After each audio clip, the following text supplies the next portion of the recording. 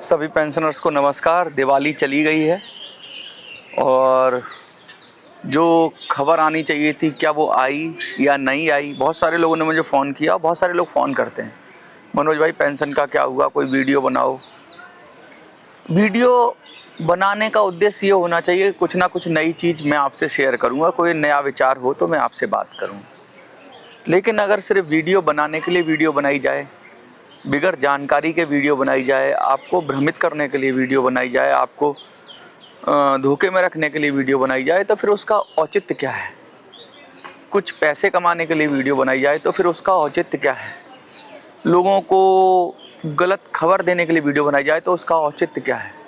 कहने का मतलब ये है कि वीडियो बनाएं तो कुछ ना कुछ उसका कारण हो और कुछ ना कुछ उसका उससे मिले आपको। ये उद्देश्य होना चाहिए वीडियो का। ये उद्देश्य बहुत सारे लोग कहते हैं कि भाई पेंशन तो बढ़ती नहीं तो काहे को वीडियो बनाते हो। तो असल में पेंशन ना बढ़ने के कारणों का उल्लेख करना, उसको बताना और लोगों को सही मार्ग पर जाने के लिए प्रेरित करना या सही मार्ग चुनने की दिशा में कहना, ये सब चीज़ें होनी चाहिए। इसके साथ साथ वीडियो बनाने का उद्देश्य ये भी होना चाहिए कि जो मार्केट में जो अफवाहें उड़ रही हैं, जो सूचनाएं उड़ रही हैं, उनको सही तरीके से उनको देखकर और उस पर अपनी प्रतिक्रिया देना। लेकिन फिर भी क्योंकि लोग बहुत ज़्यादा अफवाहें उड़ रही हैं मार्केट में, तो लोग बहुत ज़्यादा परेशान हैं, तो उनको जब वीडियो चली आ जाती है मेरी, तो उनको कुछ ना कुछ ढाढ़स बनता है, उनको कुछ ना कुछ रिलीफ मिलता है। और अगर मैं वीडियो नहीं बनाता हूँ तो मुझे बहुत सारे फ़ोन आते हैं, मनोज भाई क्या हुआ।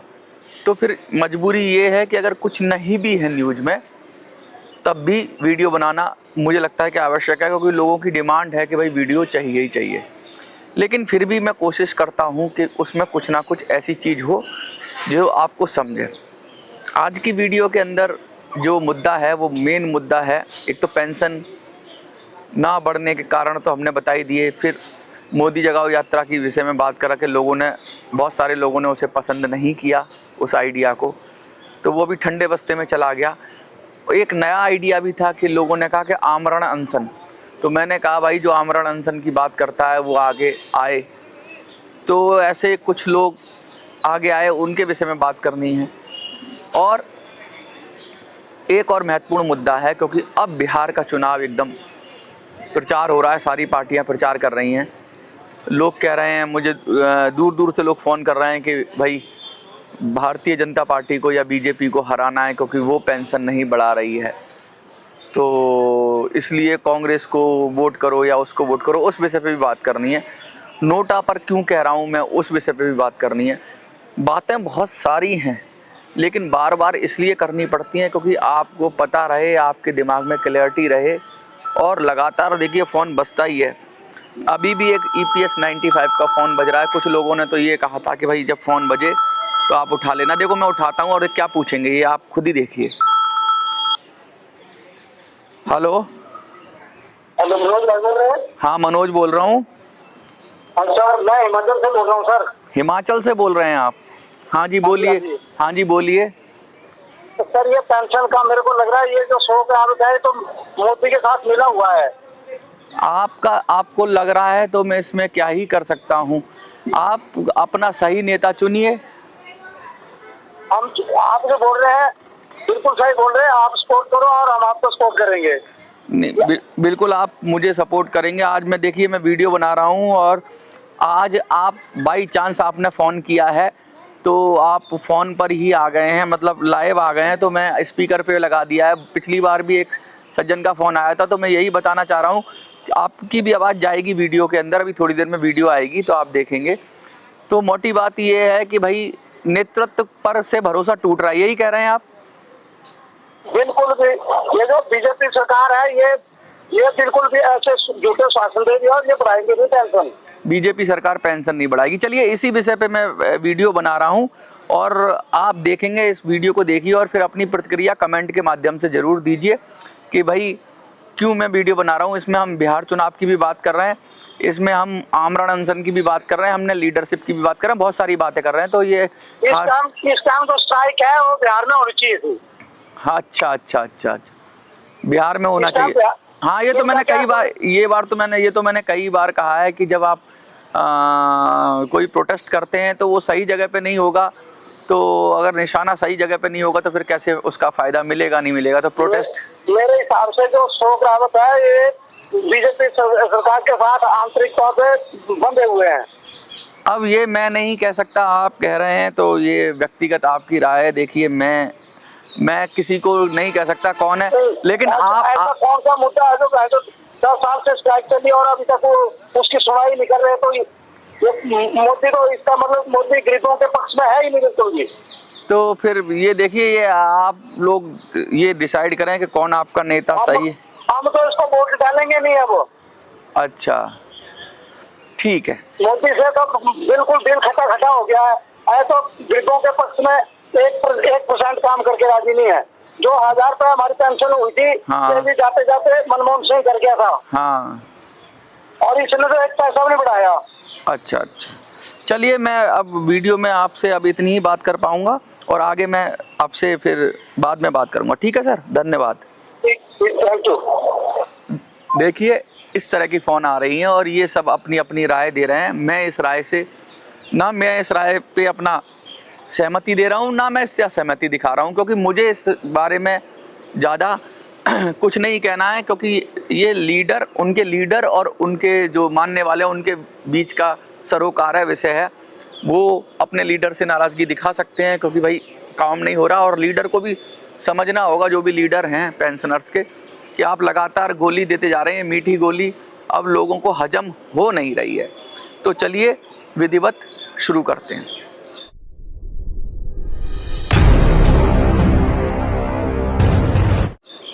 देखिए, सबसे पहली बात तो ये है, बिहार चुनाव की बात कर लेते हैं। मुझे लगता है बिहार चुनाव रेडी है। बहुत सारे लोग कह रहे हैं कि बीजेपी को हराना है, जैसा कि इन्होंने कहा, ऐसे लोग कह रहे हैं। तो मुझे अच्छी बात है कि भाई गुस्सा निकालने के लिए तो ठीक है, गुस्सा तो बीजेपी से ही होना चाहिए, क्योंकि बीजेपी ही सरकार में है, वही पेंशन का निर्णय लेगी। ये बात सही है कि गुस्सा होना चाहिए, लेकिन कृष्ण ने गीता में कहा था और सभी महापुरुषों ने कहा था, गुस्से में कोई फैसला नहीं लेना चाहिए। हमें फैसला लेना चाहिए जिससे हमारा काम बने, ठंडे दिमाग से।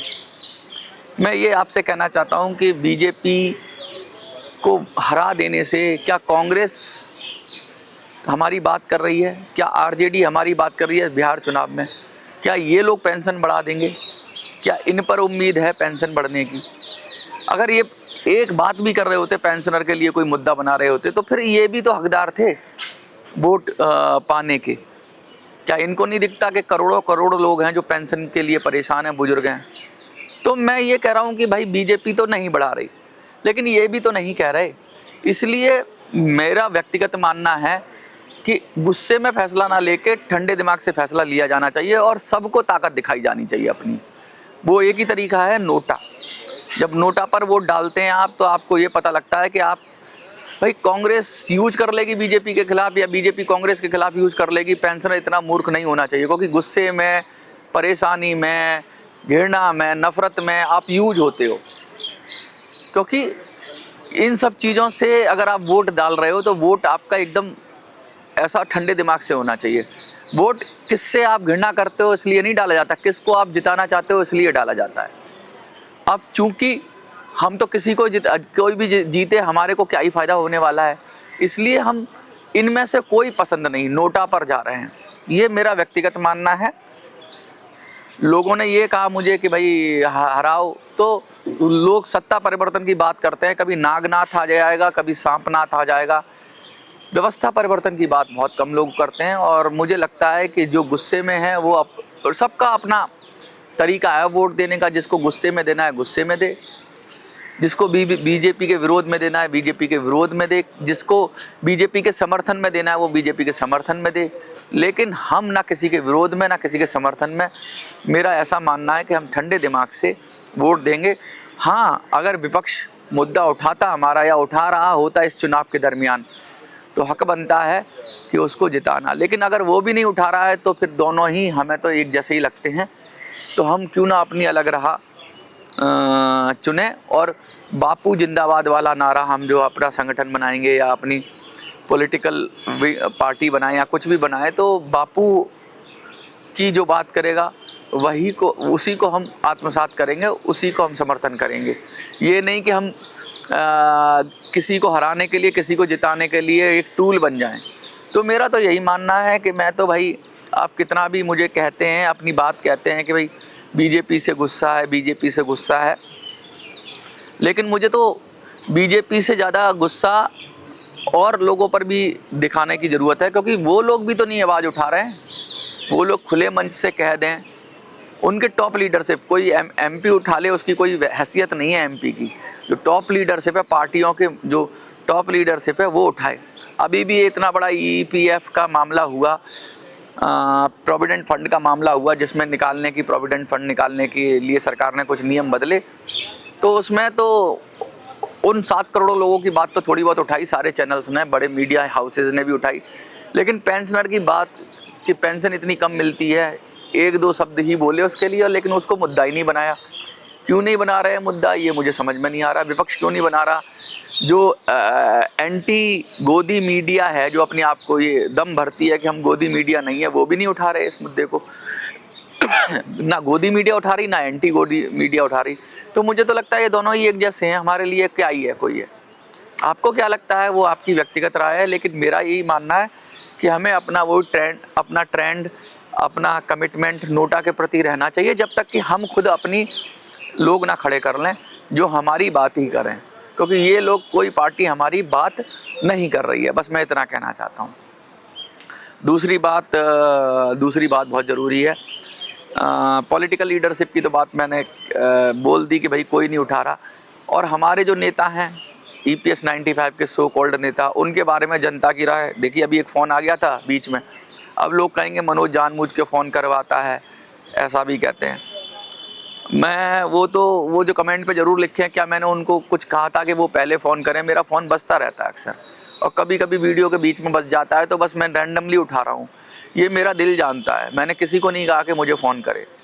वो जो फ़ोन कर रहे थे हिमाचल से, शायद उनको पता होगा कि मैंने उनको ये नहीं कहा कि इस समय पे फ़ोन करें। मैं वीडियो बना रहा था, उनका फ़ोन आ गया। तो बस यही सच है, और बाकी तो कुछ भी कह सकते हैं लोग, क्योंकि जो खुद साजिशें रचते हैं उनको यही लगता है कि सामने वाला भी कुछ ऐसा कर रहा होगा, लेकिन मैं उसमें नहीं जा रहा। मैं दूसरी बात कर रहा हूँ। कुछ लोगों ने ये आइडिया दिया कि आमरण अनशन की बात करी कि भाई आमरण अनशन करेंगे। तो भाई आमरण अनशन करने की बात जब हुई तो मैंने कहा ये तो बात, आमरण अनशन में तो कुर्बानी भी हो जाती है, लोगों की ज़िंदगी भी चली जाती है। गंगा जी के लिए आमरण अनशन हुआ, शायद GD अग्रवाल, उनकी जान चली गई। सरकारें कहाँ सुन रही हैं? अब वो सरकारें नहीं है जो सेंसिटिव होती थी। ये सरकारें जो हो रही हैं, अब जो हो रही हैं, इनको फ़र्क नहीं पड़ता। इनको ये फ़र्क पड़ता है कि जो उनका वोट बैंक है वो बस बना रहे, बाकी दुनिया जाए भाड़ में। तो आप आमरण अनशन करो, कुछ भी करो, मेरा ऐसा मानना है कि उससे फ़र्क नहीं पड़ता। फ़र्क सिर्फ एक ही चीज़ से पड़ता है, इनको चुनाव से, कि अगर आप इतनी बड़ी ताकत हो कि चुनाव में इनके वोट को इधर उधर कर सकते हो, तो आप रिलेवेंस हो। वरना अगर आप आमरण अनशन करो, धरना प्रदर्शन करो, बैठे रहो, लोग मर जाएं, कोई फ़र्क नहीं पड़ता। एक व्यक्ति ने कहा कि मैं आमरण अनशन के लिए तैयार हूँ। बुजुर्ग लोगों का आमरण अनशन करा कर अगर उनको कुछ हो जाता है तो उसकी जिम्मेवारी किसकी होगी? मैं उस जिम्मेवारी को लेने के लिए कतई तैयार नहीं हूँ जिसमें किसी की भी जान को खतरा हो। तो आमरण अनशन तो मुझे नहीं लगता सही तरीका है, और जो मुझे सही तरीका नहीं लगता, जो मुझे जायज़ तरीका नहीं लगता, किसी को ज़बरदस्ती अपनी जान दाव पे लगा के ब्लैकमेल करना, वो चाहे सरकार को, जो मुझे ठीक नहीं लगता कि अपनी जान दे देंगे वरना तुम काम करो। तो वो मन से थोड़ी ना कर रहा है, फिर तो वो तुम्हारे दबाव में आके कर रहा है। फिर वो कुछ और नियम बना देगा, फिर फंस जाएंगे। उसके अंदर जब इंसानियत जागे तब बड़ी बात है, और इंसानियत ना जागे तो उसको हटाओ, खुद बैठो। जान देना कहाँ की उपलब्धि है। और एक दो लोगों ने मुझे फ़ोन किया, शायद फरीदाबाद से फ़ोन किया था कि भाई मैं आमरण अनशन और अपनी उसके लिए, कहते हैं ना, भगत सिंह बनने को तैयार हूँ, मैं अपनी जान की बाजी लगाने को तैयार हूँ। तो भैया मैं क्या करूँ? मुझे ये आइडिया पसंद ही नहीं है। लोग करते होंगे, इमोशनल कर लोगों को, इमोशनल करने का मतलब ये है कि या तो आप गुस्से में भरे हुए हों या आप उसमें भरे हुए हों। उससे सरकारें बदल सकती हैं, अराजकता फैल सकती है, लेकिन अगर ठंडे दिमाग से पूरी सच के लिए लड़ा जाए, लामबंद होकर लड़ा जाए, जो हमें संविधान ने हमारे ने अधिकार दिया है कि भाई सरकार बदल दो, वोट की ताकत दी है, उस ताकत का सही तरह से इस्तेमाल किया जाए, तो मुझे लगता है उससे ज़्यादा बेहतर परिवर्तन हो। ना कि सड़कों पर निकल जाओ, ट्रेनें जला दो, ये फूक दो, रोड ब्लॉक कर दो, क्या ही मिलेगा इससे। अगर आप ये तो ब्लैकमेलिंग सी हो गई ना कि भाई हम नुकसान पहुंचाएंगे। और कई लोग, अगर आप एक ट्रेन रोकते हो तो उसमें कई सारे लोग यात्री, कौन परेशान होता है? वो सामान्य आदमी परेशान होता है। तो कुछ लोग परेशान करेंगे दूसरे लोगों को, उनके जीवन परेशान होता है। तो मुझे तो नहीं लगता कि ये तरीके ठीक है। तरीका वो है कि उनको परेशान मत करो, उनको अपने साथ लाओ, सामान्य लोगों को और लोगों को अपने समर्थन में लाओ, ना कि उनको परेशान करो जिससे वो तकलीफ़ हो उनको।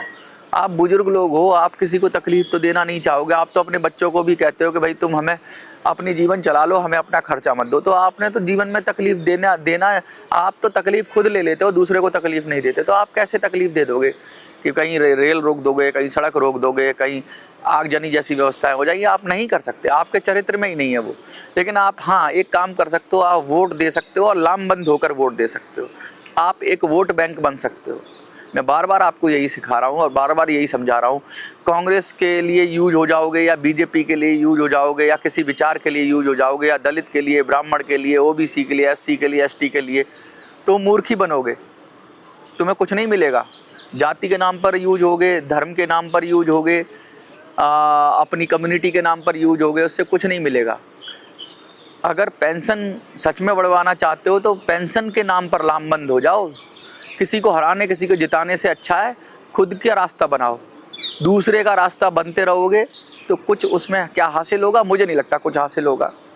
बहुत सारे लोग अपनी अलग अलग तरीके से गुस्से का इजहार करते हैं, मैं सुनता हूँ सबकी बात, लेकिन वो एक अजीब ही गुस्से में भरे हुए हैं। कुछ लोग तो बीजेपी वाले हैं, वो तो कहते हैं कि कांग्रेस मुक्त भारत, और जो कांग्रेस वाले हैं वो कहते हैं बीजेपी मुक्त भारत।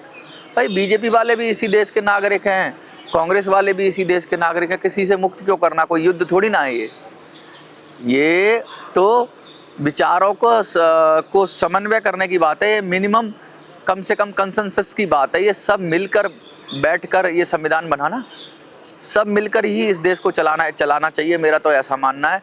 और सभी पार्टियां ये सोचें कि भाई क्या सही है क्या गलत है, और पूरे सब देश के लिए काम करें, ये बेहतर होना चाहिए। ना कि वो ख़राब है मैं अच्छा हूँ, तो तुम किस बात से अच्छे हो जब वो ख़राब है? और वो तुमने क्या कर दिया? तुमने कब आवाज़ उठा दी पेंशनर्स की? ये बात मैं कहना चाहता हूँ।